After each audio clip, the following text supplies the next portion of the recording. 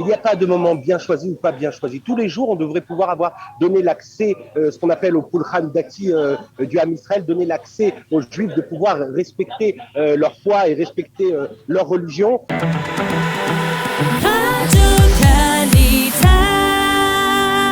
Chaim Berkovitch, bonjour. Bonjour Olivier, bonjour à tous. Alors, vous vous trouvez à l'entrée du Mont du Temple. Il était prévu ce matin avec une équipe, avec plusieurs militants, en particulier de Israel Forever, mais pas seulement, de monter sur le Mont du Temple. Que se passe-t-il maintenant, à cette heure actuelle, Chaim Berkovitch, à l'entrée du Mont du Temple ? Alors écoutez, on est à l'entrée Mamache du Mont du Temple, là où on a l'habitude de monter pour pouvoir marcher sur le Har HaBayit, sur le Mont du Temple. Malheureusement, pour l'instant, nous n'avons toujours pas reçu la permission de monter. Il y a des centaines de personnes, je ne sais pas si vous me voyez, j'essaie de vous montrer, des gens attendent sur place et on attend peut-être une permission qui puisse nous donner la possibilité d'entrer sur le Har HaBayit. On a aussi 150 Français des Israelis Forever qui sont en direction d'ici parce qu'ils voulaient montrer qu'ils étaient présents et qu'ils voulaient monter ce matin sur le Har HaBayit. Alors, ce qu'il faut dire, Chaim, c'est que la police a fait un communiqué il y a quelques minutes, donc interdisant pour le moment l'entrée sur le Mont du Temple pour les fidèles juifs. Exactement, mais vous savez, ça c'est déjà arrivé à plusieurs reprises. Une fois à Tisha B'Av, il y a 2 ans, ils nous avaient interdit l'accès et finalement, vu le monde qui était présent, ils nous avaient laissé. On espère encore pouvoir monter en ce jour très important puisque nous sommes à Yom Yerushalayim, le jour de la libération de Jérusalem, le jour où on a dit Har HaBayit Beyadenu, le mont du temple est entre nos mains, il est entre nos mains et comme disait Jacques Couper Zichrono Livracha, il faut le fouler de ses pieds pour montrer qu'il est de nos mains. Alors justement, c'est Yom Yerushalayim, vous l'avez signalé, Chaim, c'est le 54e anniversaire de la réunification de Jérusalem, de la libération de Jérusalem, mais c'est aussi un moment de tension à Jérusalem, dans la capitale israélienne. Est-ce que ce moment est bien choisi justement pour monter sur le mont du Temple ? Il n'y a pas de moment bien choisi ou pas bien choisi. Tous les jours, on devrait pouvoir avoir donné l'accès, ce qu'on appelle au Pulchan Dati du Ham Israël, donner l'accès aux Juifs de pouvoir respecter leur foi et respecter leur religion. Parmi les actes du judaïsme, c'est de venir montrer sa présence à l'endroit le plus proche, à l'endroit le plus saint, le plus kadosh du peuple juif. Donc, c'est pas parce qu'il y a de la pression à droite, à gauche, en essayant exactement de faire en sorte que nous ne montions pas. Nous sommes là et nous continuerons à venir jusqu'au moment où nous nous laisserons monter. Alors, je voudrais parler avec vous, Chaim, d'un autre sujet qui vous tient à cœur, c'est ce qui se passe dans le quartier de Shimon HaTzadik, au Cher Jara, ce quartier nord de Jérusalem, avec au cœur de la dispute la propriété foncière de terres sur lesquelles sont construites plusieurs maisons dans lesquelles vivent 4 familles palestiniennes. Alors, est-ce que vous pouvez nous expliquer d'abord ce qui se passe au niveau juridique ?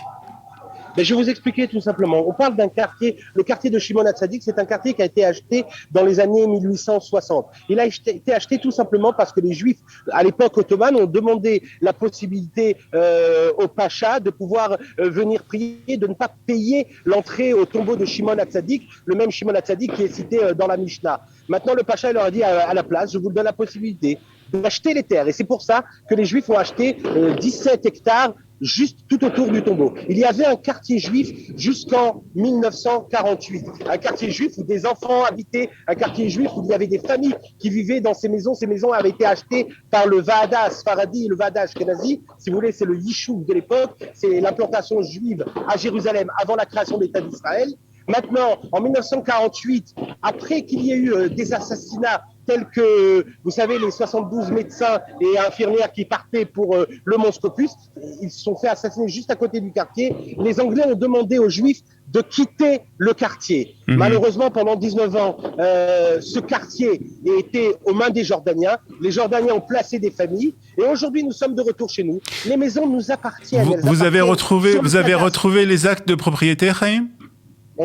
Tout à fait, on a tous les actes de propriété, on agit que de façon légale. On demande au tribunal, ça prend des fois du temps parce que il y a des appels qui sont faits, etc. Mais l'endroit, ces maisons appartiennent à la communauté juive. Nous avons, dans le cadastre, c'est inscrit. Maintenant, vous avez des gens qui sont sur place, qui vivent depuis plus de 54 ans sans payer de loyer, sans payer l'arnona, sans payer toutes les charges, et qui ne veulent qu'une seule chose, c'est nous empêcher de récupérer ces maisons. Alors, pour vous donner un exemple, excusez-moi Olivier, pour vous donner un exemple, dans certaines des maisons, vous allez retrouver dans la pierre, creusée dans la pierre, la mezouza, parce que c'est ainsi qu'on le faisait à l'époque à Jérusalem. On creusait dans la pierre pour qu'il y ait de la mezouza, pour pouvoir mettre la mezouza. Alors, quelle est la situation aujourd'hui au point de vue juridique? Je sais que l'affaire est devant les tribunaux. L'affaire est devant les tribunaux et pour chaque maison, l'histoire elle est différente, mais pour chaque maison, nous avons fait appel au tribunal afin de pouvoir récupérer des maisons. Nous avons aujourd'hui 19 familles qui habitent déjà dans le quartier depuis plus d'une dizaine d'années, des maisons dans ces anciennes maisons juives d'avant 1948. Et nous espérons récupérer très prochainement les prochaines maisons. Maintenant, le tribunal, nous sommes en phase de récupérer 4 maisons dans le quartier. Et Bezrat Hashem, si c'est pas aujourd'hui, ce sera demain, ou dans les jours suivants, ou même dans les mois suivants, mais nous allons récupérer le reste des maisons et nous allons redonner la splendeur à ce quartier tel qu'il était avant. Maintenant, il faut comprendre une chose. Nous ne sommes pas implantés, comme on dit, quelque part loin. Nous sommes dans Jérusalem. À 3 minutes du Grande Courte, de l'hôtel Grande Courte, pour ceux qui connaissent Jérusalem, nous sommes à 5 minutes à pied du Rakevet Akala, du train de Jérusalem. Donc nous sommes en plein Jérusalem. Nous sommes dans la Jérusalem antique et il n'y a pas de raison que nous ne laisse pas continuer à repeupler ce quartier. Alors, au niveau donc juridique, visiblement, ça va passer. C'est devant, en tout cas, la Cour suprême qui devrait statuer sur cette situation juridique dans quelques jours. Qu'est-ce que vous comptez faire en tant que membre de Israel Forever et puis d'autres associations pour justement avoir une présence juive dans ce quartier? Bien écoutez, nous suivons la loi, donc nous allons attendre patiemment que le tribunal nous donne la possibilité de récupérer ces maisons, mais à la minute où ces maisons vont être récupérées, eh bien tout simplement, nous allons installer des nouvelles familles dans le quartier pour agrandir, pour se rajouter aux 19 familles qui sont déjà présentes sur place, tout simplement. Aujourd'hui, avec Israel is Forever, nous allons rendre visite aux gens du quartier. Nous allons voir la vieille synagogue. Vous savez, il y a une vieille synagogue dans le quartier avec un Magen David gravé dans la pierre. C'est la même synagogue où Zichrono Livracha, le Rav Ovadia Yosef, avant 1948, il lisait la Torah tous les Shabbats là-bas pour dessous, tel qu'il nous l'a raconté. Donc, c'était vraiment un quartier juif. Nous avons tout simplement l'intention de reprendre ce quartier et de continuer à apporter des familles juives là-bas. Alors, on va terminer par ce qu'on a commencé, Chaim, par le mont du Temple. Si cependant la police venait à ne pas donner d'autorisation pour monter sur le mont du Temple, est-ce que vous allez essayer quand même de monter aujourd'hui, ce matin?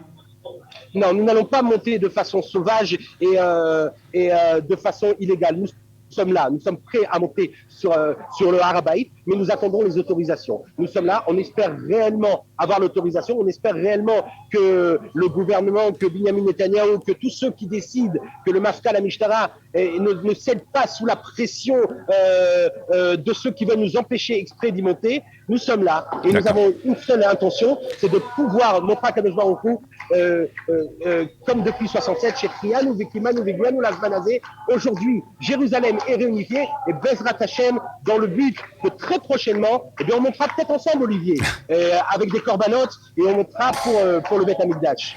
Chaim Berkovitz, à l'entrée du mont du Temple, qui attend justement de pouvoir ou non monter aujourd'hui à l'occasion du 54e anniversaire de la réunification de Jérusalem. Merci beaucoup d'avoir été avec nous ce matin sur Studio Kalita. Merci à tous et Chag Sameach pour ce Yom Yerushalayim. Chag Sameach.